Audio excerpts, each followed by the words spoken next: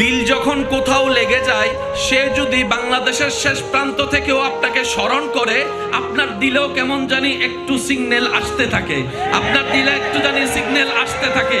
তখন কেউ না কেউ বলে, আপনার মন বলে আমাকে হয়তো স্মরণ করছে, আমাকে হয়তো স্মরণ করছে। কে স্মরণ করছে?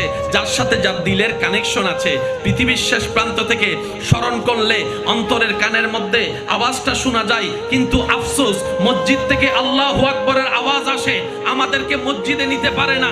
মসজিদের মিনার থেকে 5 জায়গা থেকে আওয়াজ আসে, 10 জন ইমাম সাহেব 10 জন মুয়াজ্জিন সাহেব আযান দিচ্ছে, আমাদের পথ চলাটা মসজিদের দিকে হচ্ছে না। ব্যাপারটা কি? শুনি না? না না, শুনি তো বটে, কিন্তু পার্থক্য হচ্ছে আমরা আযানটাকে চামড়ার কান দিয়ে শুনি বলে দিলটার মসজিদের দিকে যায় না, দিলটার মসজিদের দিকে যায় না। যেই দিন আযানের আওয়াজটা রবের বই নিয়ে, নবী মুস্তাফার প্রেম নিয়ে দিলের সাথে লাগাই ফেলতে পারবেন, ওয়াল্লাহি সেই দিন আপনার অ্যালার্ম দিয়ে ফজরের জন্য উঠতে হবে না। মুয়াজ্জিন আযানের জন্য উঠার আগেই দেখবেন অটোমেটিক আপনার চোখটা খুলে যাবে আযানের টাইম।